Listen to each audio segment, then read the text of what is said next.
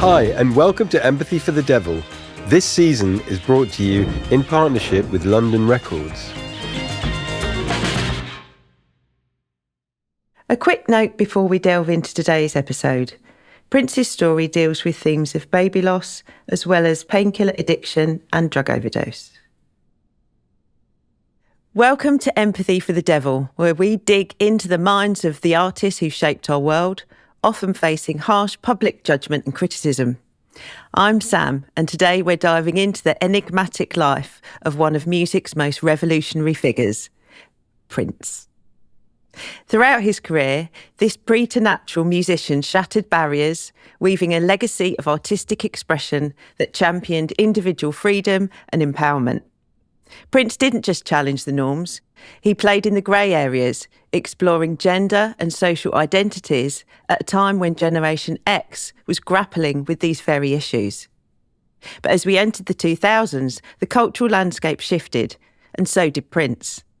He pivoted his sharp focus towards the Black Lives Matter movement, confronting systemic racism and the oppressive weight of a dominant power structure. Throughout it all, Prince was a tireless creator, seemingly never absent from the studio or the stage. With 7 Grammy Awards, 40 studio albums, and an Oscar for Best Original Score, his relentless pursuit of vision and excellence was nothing short of extraordinary. Then, on April 21st, 2016, the unthinkable happened.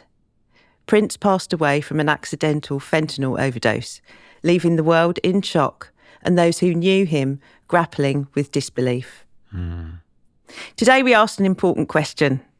Were the forces that fueled Prince's remarkable creativity the same forces that ultimately led to his tragic death? I mean, obviously, guys, we know we're never really going to be able to answer that, but it'll be interesting trying. Yeah. So join us as we explore the dualities of his legacy, the brilliance and the struggle, the creation and the unravelling, the man and the enigma.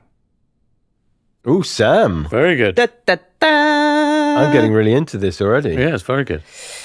Well, it's funny, isn't it? Because he does invoke that level of mystery, power, spirituality.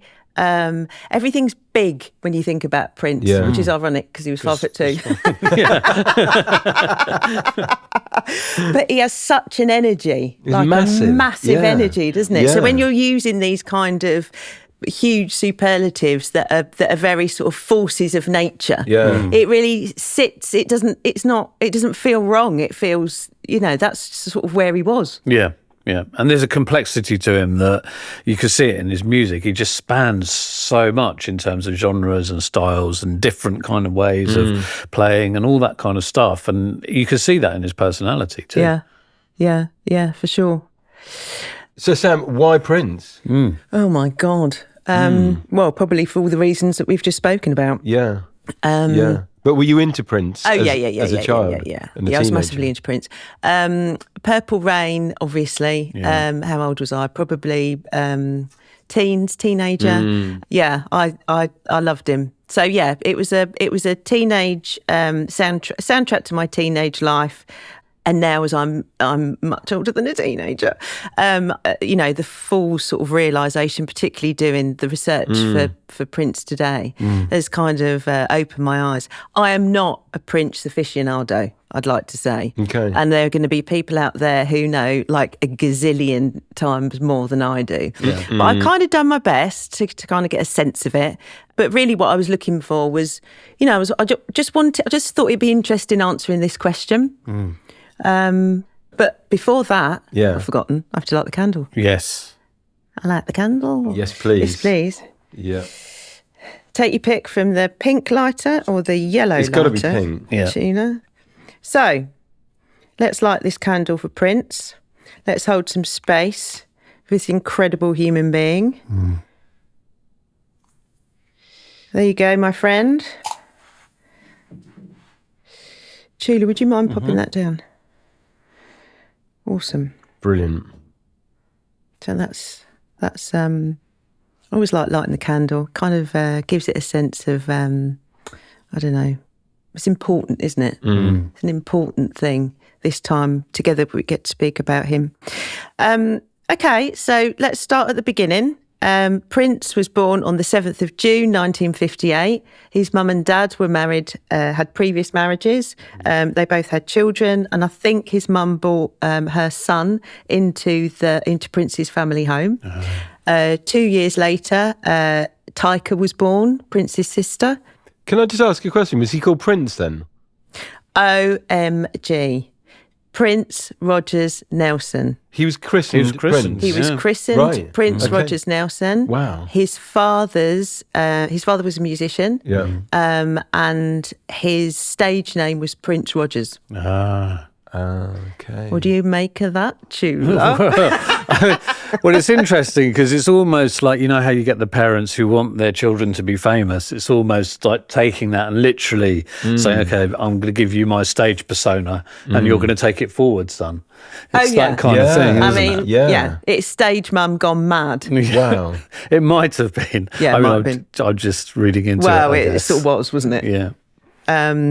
Prince Rogers Nelson. He was a quiet, shy boy, by all accounts. There was an upright piano at home, which Prince wasn't allowed to play.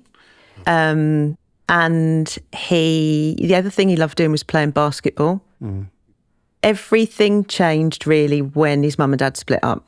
He was 7. Right. One of the good things was that his dad was no longer there to tell him that he couldn't play the piano.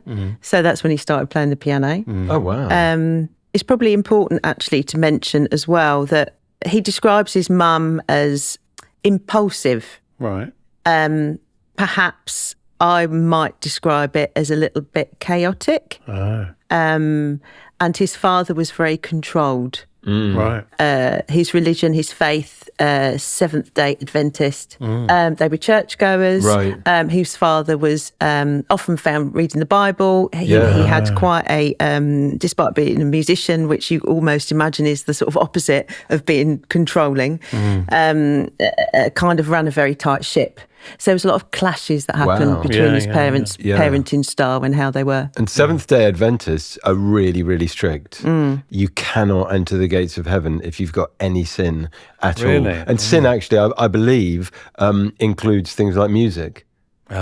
In that category, yeah. And there probably would have been some sort of sexual repression or repressive attitudes. Yeah, completely. And very, very, very homophobic, yeah. Which is ironic, really, because Prince talks about in his biography that he didn't get to finish, but he started. One day he got home after his father had left, and he found a Playboy magazine sort of scattered about and sort of pornographic material, which he concluded that perhaps he was meant to find as a sort of birds and the bees replacement chat that perhaps his mother didn't want to have with him. Son, we need to talk. and says that he thinks that probably, he was about 10 at the time, probably affected his relationship with sexuality. Wow. Because there's that, you know, as you say, Matt, there's that really controlling, you don't get to heaven if you are in possession of sin or you haven't repented, whatever.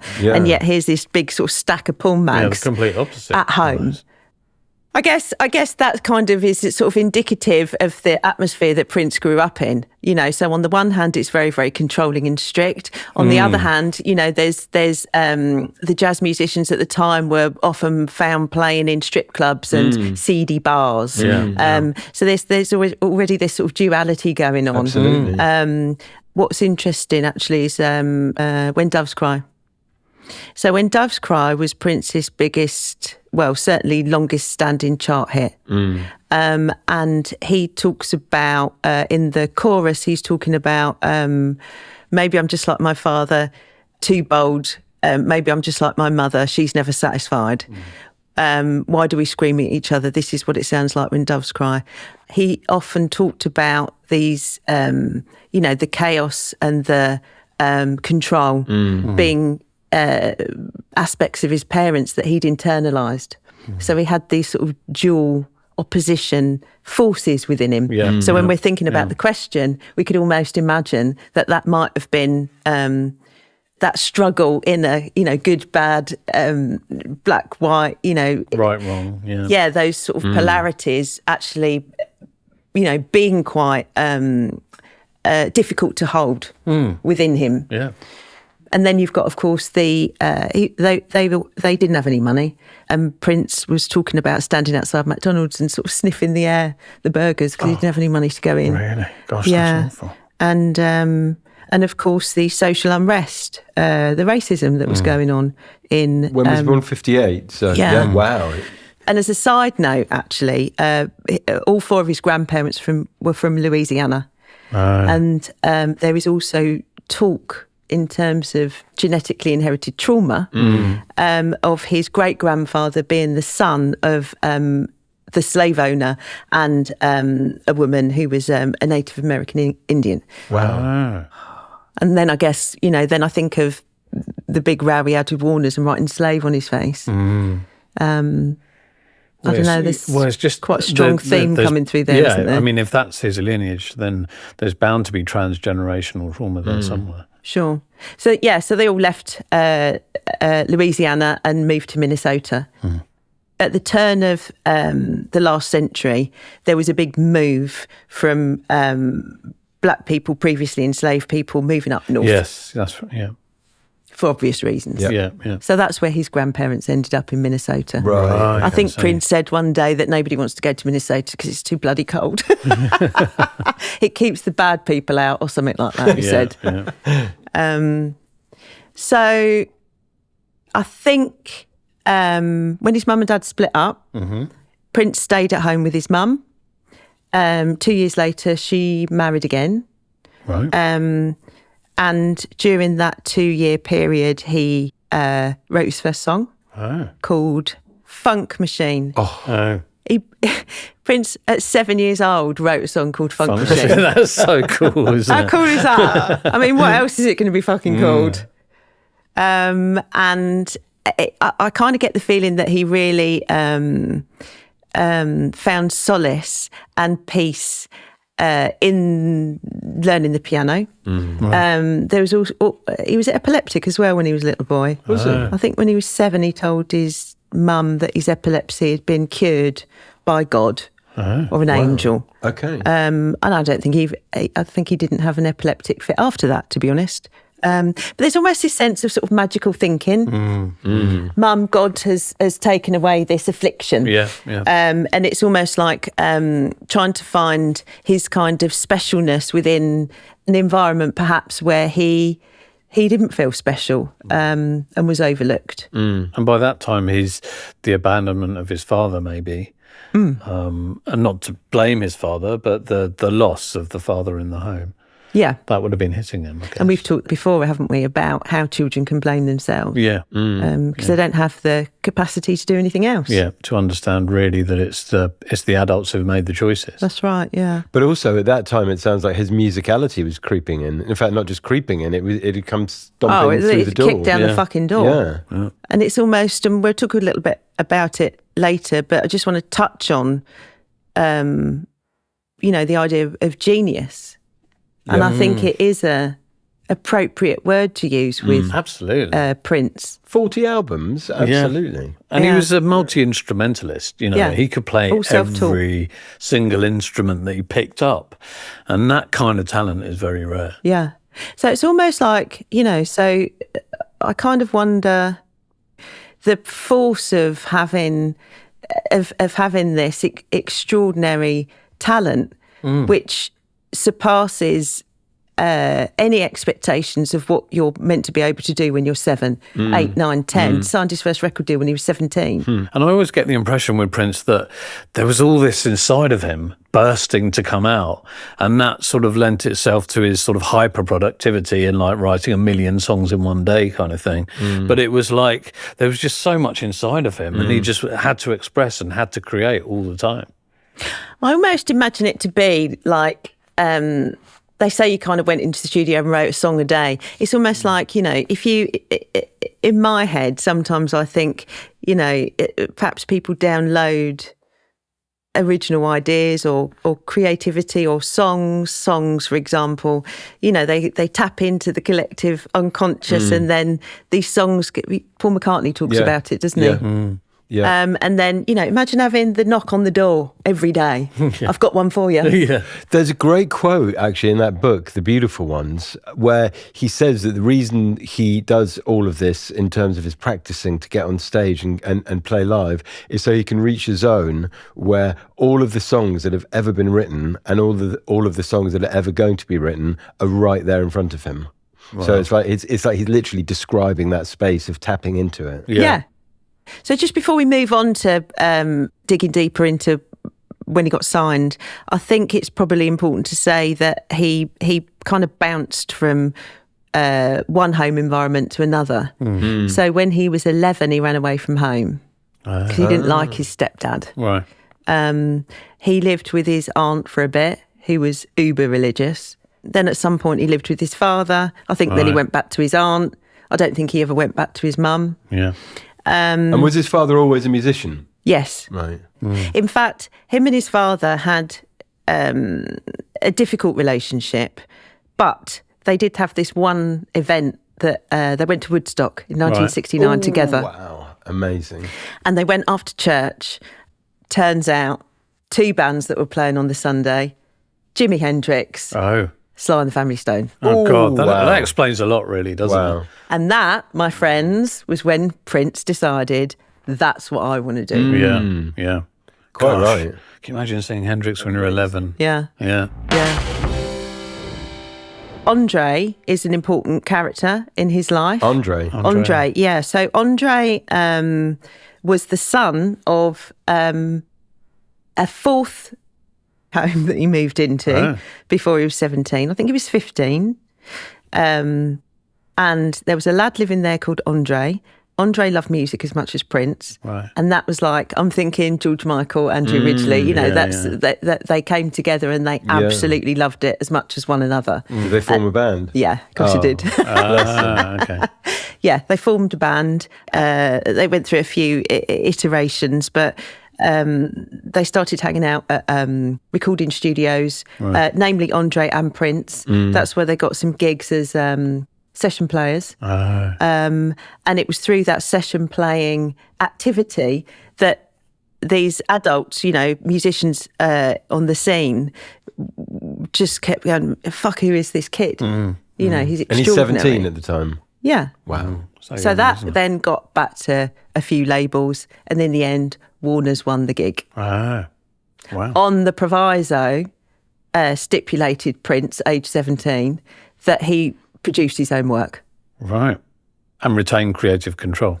Absolutely. Saying no to those people at that time in particular, I can't remember who was in charge of Warner Records, was a pretty big deal. Really big deal. Yeah. I mean, when you think about, I don't know, Whitney, who kind of did as she was told. Yeah. Exactly. And then you've got Prince. I think you had an expression for it in last season's podcast, Sam. Which was what? Suck the devil's cock. Oh, that does sound like me. Yeah, well, he certainly wasn't up for that, was he? No, he wasn't. He was none of that. No. And what's interesting, because I did look into genius and what it means, there is a particular description of it that states that genius is defined by not giving two hoots what's been done before and how it's been done before, because you're absolutely sure that what you're doing is right. You're convinced of it. Yeah. And you cannot not do that. And I wonder and it kind of makes you wonder, isn't it? A teenager standing up to Warner's, for fuck's sake, and saying, I want to produce. It smacks of it, doesn't it? It really does. Yeah. He had absolute confidence in his own ability. For sure. Yeah. And that, where does that come from? I mean, it's either madness or it's genius. Yeah. Yeah. So moving into Prince's early adulthood or post signing his deal with Warner's, it wasn't long until Prince got knocked down a few pegs. Oh, no. God bless him. Oh. What happened? There are a couple of incidences, actually. Number one, when he was on American Bandstand for the first TV he ever did.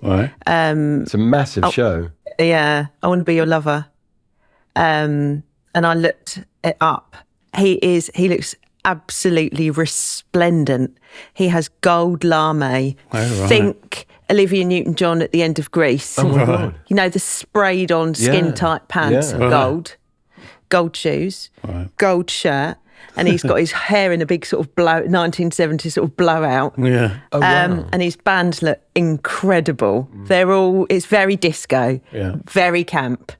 And afterwards, the host comes over. Hey guys, that was a great performance, blah, blah, blah, blah, blah. And then after that, the first thing that comes out, the host, Dick something or another, says... Dick Clark? Yes. He's like America's grandfather. He's like American music presenting royalty. Yes. Yeah. Yes, exactly. It's a kind of like if it was, I don't know, Terry Wogan or Tony Blackburn. Exactly. So it was the show to go on. Yeah. Everybody who's anybody went on there, and it broke acts by itself. Yeah.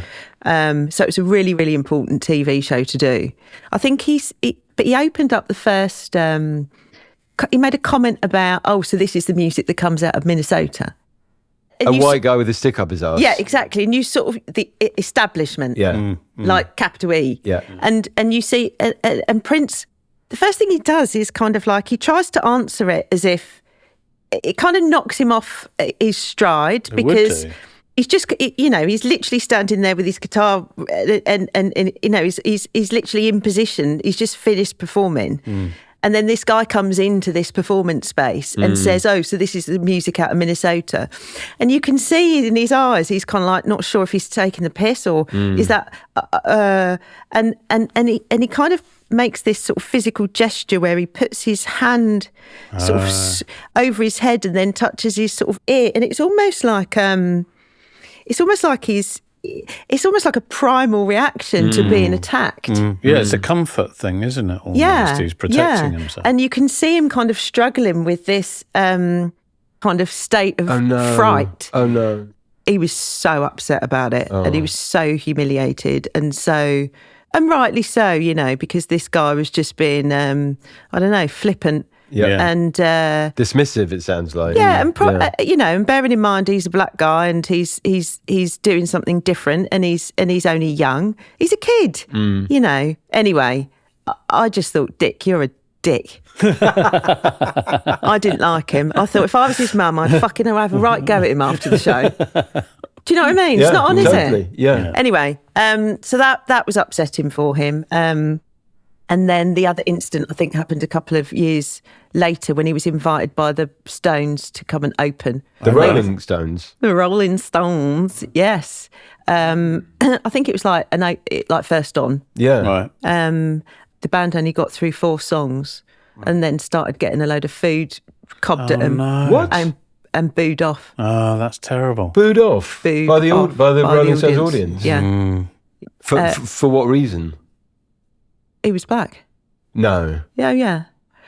One newspaper article remarked, rock and rollers pay to see white performers. But I mean, that's ridiculous. Do they not know the history of the Rolling Stones? And the fact that actually the Rolling Stones pretty much got their sound from black musicians. Black performers. Yeah. See Brian Jones... Empathy for the Devil podcast episode 1. Good link, Sam Parker. I like the cut of your jib. Thank you.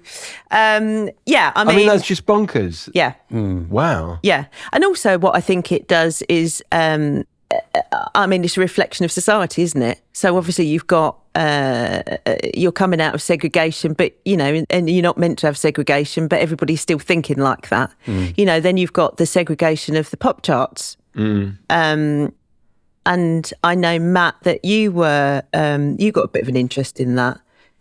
Well, it all comes from what my one for the road was last week, the history of rock music in 500 songs. And within the first 10 episodes, he gives a really good explanation of the history of the Billboard charts. Right. And actually, the Billboard charts started out as having a race chart and a pop chart. And basically, the race chart was where everybody non-white would go. And the pop chart was where everybody white would go. And round about the late 40s, very early 50s, they changed it slightly and renamed it the R&B chart, short for rhythm and blues. But then what would happen is that black artists, like people like Little Richard or Ray Charles or Chuck Berry, would have hits, and then they would be covered by white artists such as Pat Boone was the most famous, and the original would chart in the R&B chart, but the version by Pat Boone would chart in the pop chart and become a much, much bigger hit. It reminds me, actually, I haven't yet mentioned Prince's style, very reminiscent of Little Richard. Talking of Little Richard. Who was also a Seventh-day Adventist. That flamboyant, frilly shirts, etc., etc. The big pompadour haircut. Yeah. Yeah, I mean, that was Little Richard. Where did he get it from? He got it from somebody else. Well, actually, the Little Richard story is absolutely fascinating, and he was one of the first, let's just say, queer artists that was that had a much more fluid gender and sexuality, and he got his look, the famous pompadour look. He was on a scene of performers of what at the time were called female impersonators, would now probably be called drag queens. Yeah, that's interesting, isn't it? Because obviously we know that Prince played around with gender stereotypes. Because he sported a nice pompadour at one stage. Well, it's he? on that. Oh, yeah, cover, he's got a great. Yeah. I mean, we've got the album cover from Purple Rain on the table, and I think the influence of Little Richard there is kind of slightly undisputed. It's slightly undisputed. Yeah. It looks the spitting image of him, to be fair. Yeah. I mean, who knew that Tutti Frutti was actually written about anal sex and had to be rewritten about 5 minutes before it was recorded? Yeah. Oh, gosh. Yeah, but that's another podcast. That's definitely another podcast. That's a rich seam of another podcast. Absolutely. So the other important things to say around this time was Darling Nikki was the particular track that sparked the clutching of handbags. Yeah. It also sparked me losing my virginity. Actually, really, that song. Yeah. Did it really? Yeah, it's a long story, but someone played it to me. And looking back on it now, like with the benefit of 40 years or whatever it was, I think it was part of the seduction. Because I was quite an innocent teenager until I heard that song. Yeah. And was there a magazine to hand? Yeah. There wasn't a magazine to hand. And did you go kicking and screaming into that particular situation? It was certainly a shocker when I heard those lyrics, that's for sure. Brilliant.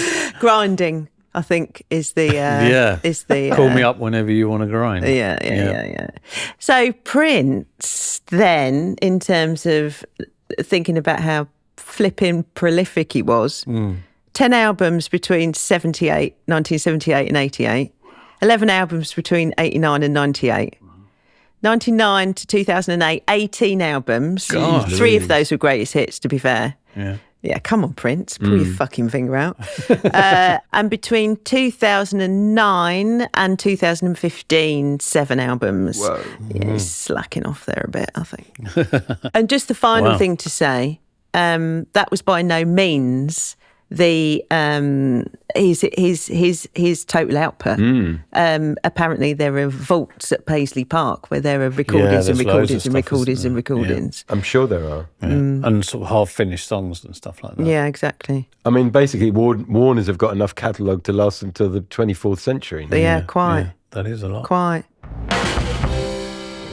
Talking a sexy motherfucker, which we weren't, I admit that. But what I want to talk about now, I want to talk with you guys about his relationships. So Prince had a lot of girlfriends. Yeah. Lots of famous girlfriends. But somebody really, really important to him was Maite Garcia. She was a dancer for Prince. And eventually they got together and got married and wanted kids. She was quite a bit younger than him. Surprise, not. Yeah. And she eventually became pregnant and went to full term, and the baby was born, and everyone was really happy and delighted. And sadly, the baby had a genetic illness and died 7 days later. Gosh, that's awful. Tragic. I can't even imagine, actually. No, you don't get much more painful than that, I don't think. I can't even imagine what that must be like. And was that Prince's only child? Yeah. She got pregnant afterwards at some point, and had miscarriage. I think it split them up, as it often does, doesn't it? And he wanted a big family, didn't he? What do you think happens when, because couples often split up, don't they, when there's a death of a child? I have worked with individuals. I haven't worked with a couple where that's happened, but I've worked with individuals who have lost children. And sometimes the problem is that they almost see the child in the partner because there's, shared genetics and everything. And they can't move away from the trauma. They're almost confronted by the loss day after day after day. And it's just the pain is so unbearable that people can't work it through. I think if people do get the right help, they can work through it to the other side and stay together. But often it's just too much.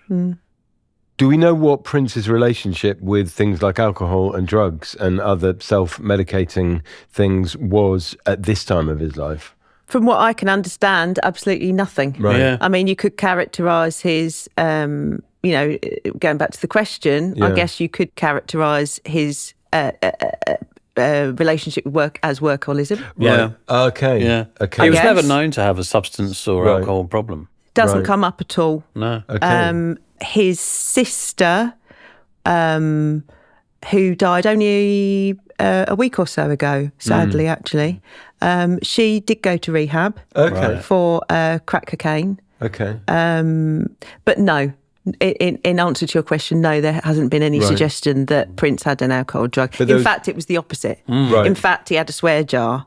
He wouldn't have liked me, would he? He had a swear jar and for profanity. So there's a fundamentalism creeping in. Yeah. Yeah. Well, Right. that's his father, isn't it? Yeah. I mean, he extolled the virtues of clean living. Okay. Yeah. And do we know? Food, drink, smoking, none of that. Yeah. Yeah. Do we know if he had an active life outside of music and touring? Did he have a social life?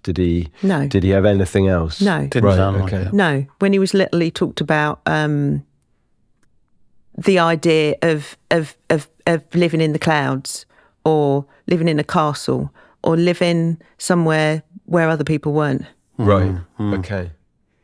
And it's interesting, actually, because a lot of the talk about what genius is there's kind of, this sort of spiritual, sort of quasi-religious idea about, the hermit, the guy that lives up in the hills, away from society. From people, That how some religious orders Yeah. live outside of society, so they're not bothered by the normal run-of-the-mill, everyday living issues. The petty problems of humanity. Yeah, exactly. And can dedicate themselves to the worship of God and their spiritual practices. Which he kind of across did all with faiths, music, didn't actually. That's what the mystics did. Yeah. You kind of get a feeling that Prince was a bit of a mystic, don't you? Yeah. He was like a musical mystic. Yeah. Really? Yeah. It's funny, actually, because I said to my psychotherapist, who's a psychosynthesis psychotherapist, and I said, "Oh, what do you think about genius? What's your take on it?" And she said, "Oh, I wonder if it's just a direct line to self, capital S, soul, self, the bit of God that's in us." Yeah. God, I don't mean that in a religious denomination way, but the truest part of who we are. And it's almost like genius has a connection to the truest part of who we are and doesn't care what our egos or society says about that. Yeah. Because it's so powerful and it feels so true. Yeah. Well, he was definitely plugged into that. Whatever it may be, he was plugged in. Yeah. He had a direct connection. Yeah, well, you know that. You know that instinctively, don't you? Yeah. And it's interesting, isn't it? Because on the one hand, we talk about a knowing that I have, that you two have as well, that he was connected to self or soul or God or whatever it is, had this direct line.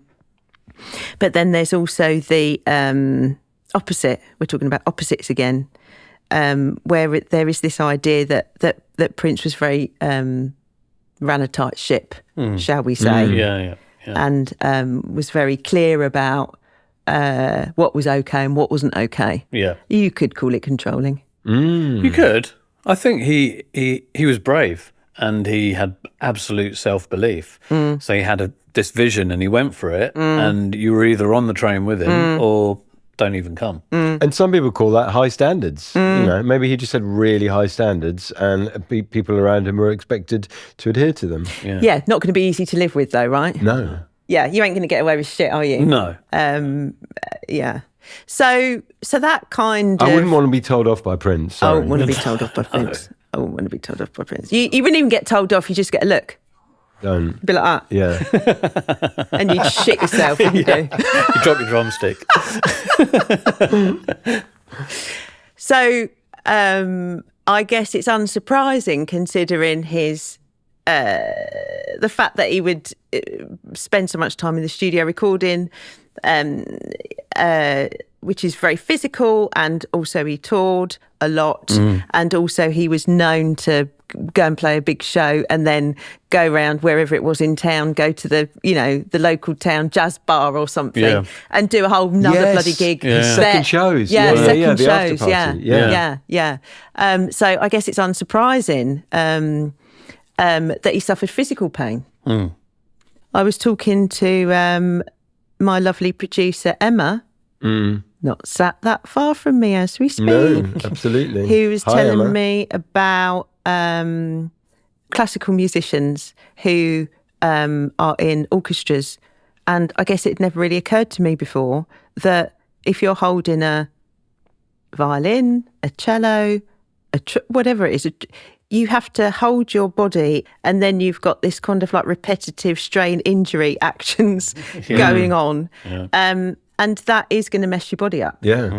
Pain is almost as part of that experience as it is with athletes, footballers, or professional sports people. It's very underreported as well. It's going to be underreported because people don't want to say, do they? Because they're not going to get the gig.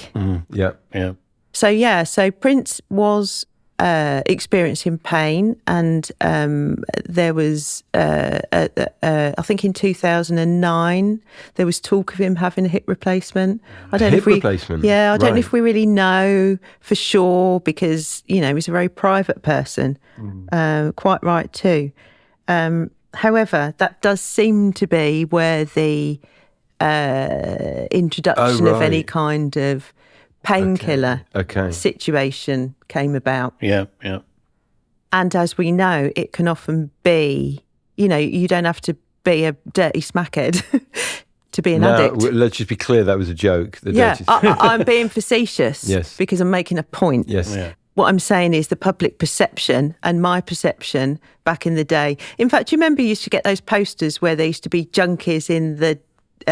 Heroin screws you up. Heroin screws you up. Yeah. I remember looking at those and thinking, wow, if someone's willing to go through that, it must be really good. Is that what you thought? Yeah, that's I looked at it and thought, oh my God, I never want to end up like that. No, I thought, Oh, hello. Yeah, that's not great, is it, really? No. But the point that I find really, or the aspect of that I find really interesting is just the fact that someone isn't what we understand as having the illness of addiction, but they get chemically addicted, and then they end up in that place where they're as thoroughly addicted as somebody who perhaps has been a lifelong addict for, and we've seen that happening a lot in America, particularly around Oxy, and oxycodone. And then more recently with fentanyl, and which brings us right back to Prince and how he did get addicted to his painkillers. That's right. Without actually being a traditional addict. That's right. That's right. I mean, there's a whole host of people, and Tom Petty was another one who died of unintentional overdoses. Through being addicted to painkillers. Well, that's exactly what happened to Prince. So let's say he had his hip replacement in 2009, 2010, and he died in 2016. One might speculate, easily imagined, that if you're in that much pain, you're going to be taking your painkillers, right? And then if somebody says, no, we're not going to prescribe you that many because that's too many, you might think to yourself, well, I've got this tour or I've got this song knocking at my door every bloody day that I don't know how else to respond to it, so I just have to go in the studio, and I can't because I'm in pain. Oh, I know what, I'll take something to make the pain go away so I can carry on how I was. Yeah. And when you're Prince, you're going to find someone who's going to give it to you. That's right. That's the thing. Yeah.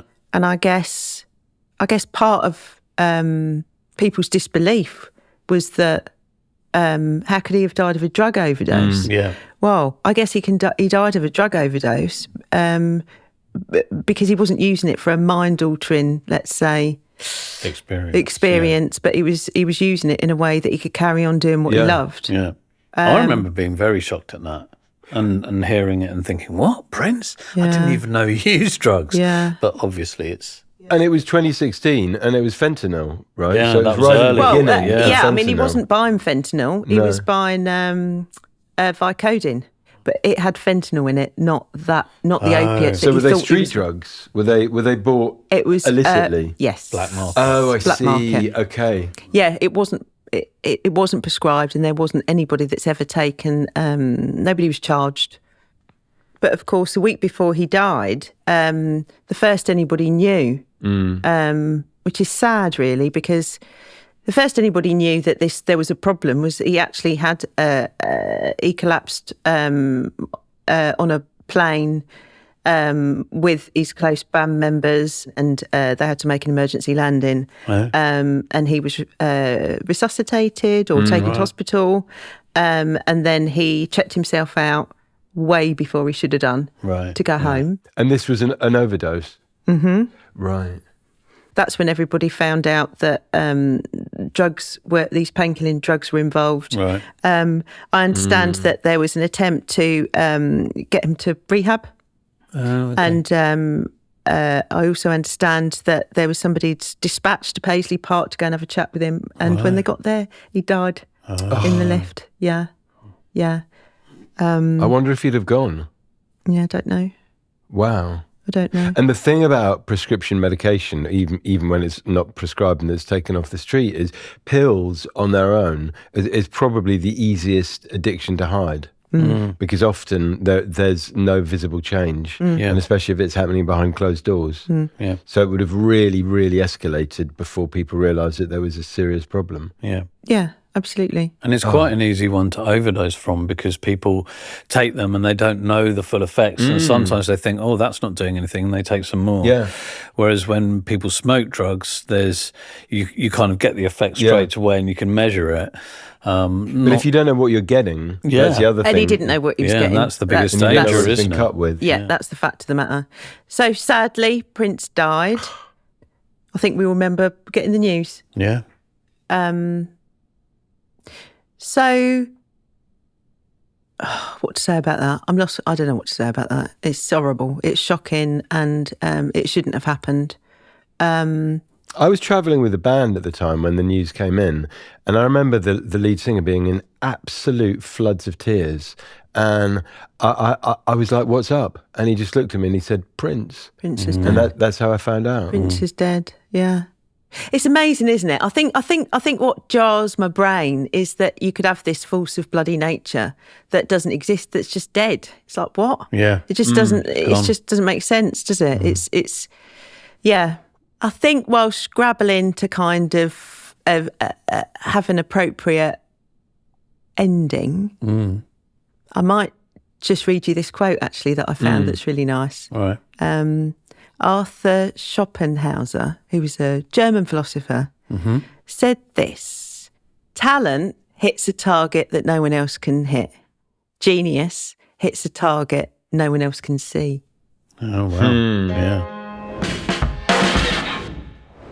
So we've come to the end. He's We've one come of a to the end of kind. the story. Definitely one of a kind. So if we kind of think about the original question, which is what was the force that allowed him to achieve and be this incredible, unstoppable, sadly not in the end, obviously, but human, was that the same force that killed him?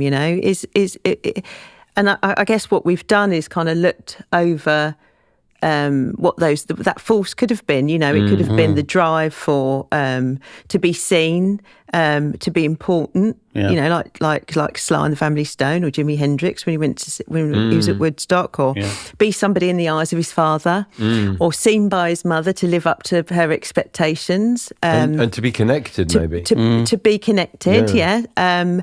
To express and create. Was it workaholism? Was it something that he couldn't stop even if he wanted to? Divine inspiration that just wouldn't stop coming. Or could it be the mixture of genius that is talent and the divine? Yeah. And it just keeps knocking, and you've just got to keep answering. And if it's relentless. And I guess we're not going to know, are we? We're not going to know. But what really strikes me is that in order to facilitate the continuation of that, he took more and more and more pills because he was unable to do so because he was in too much pain otherwise. Yeah. And so, to answer your question, it could easily have been that drive that ultimately led to his demise. Yeah. Because in order to carry on, he ended up getting accidentally addicted to deadly painkillers. Yeah, he didn't listen to his body. His body was saying no, and he said, "That's no good. Yeah. We've still got to go." Yeah. And I guess that's what killed him, right? Blimey, Sam. I mean, you've literally painted a picture that I had no idea about, and you've done it in an incredibly wonderful and sensitive way. And I can see that you are getting a bit emotional as well. And I know what this has meant to you doing this process. Oh. So I just want to say thank you, because I'm now feeling quite emotional myself too. But you've really done him proud. Thank you. Well done. Yeah. Thank you. Where are you going to leave Prince? That's easy. Right. That's easy. I'm going to leave Prince at the Super Bowl performance in 2007. Right. It was roundly considered to be one of the best Super Bowl halftime performances ever. Wow. What I absolutely loved about it is that all the lights go out and "We Will Rock You" starts, and it's almost like Prince saying, "You want to rock? We're going to motherfucking rock." Because, I'm a black man, but I'm going to fucking kick your ass with this guitar. Do you know what I mean? It's almost invoking the very essence, is the sort of, he's invited Queen into the space with that rousing, amazing start to "We Will Rock You." And then he goes on to, just fucking plays guitar like an absolute bloody angel. Wow. So I'm going to leave him there. That's where he wanted his autobiography to be left, had he finished it. Right. Interestingly. So we blow the candle out, shall we? Yeah. Should I get that for you? Yeah. So we're going to leave you, Prince, in your purple majesty, doing your rock guitar at the Super Bowl. God bless. Here's to you, Prince. Yeah. And here's to you, Sam. Well done. Thank you. Thanks, Sam. So, Sam, one for the road. One for the road will definitely be The Beautiful Ones, Prince's autobiography. Mm-hmm. It is spectacular. It's spectacular. And there's loads of photographs in there, a whole bunch of stuff that you would, what I like about it is the fact that it's from his own mouth. It's in his own words. Yeah. He's written with a UK journalist, actually, and it's fantastic. Cool. We'll be checking that out. Yeah. And we'll put a link in the biog. Yeah, we will. I mean, we'll put a link in the, that thing under there. Yeah. That's all for today. Join us again next week for a deep dive into the life and career of the record-breaking rapper DMX. If you like what you've heard today, please leave us a lovely rating on your favourite podcast app. So if you have any comments, questions or requests for future artists, you can find us on Instagram at WeAreAtune. And for any new viewers or listeners, why not check out Season 1 of Empathy for the Devil?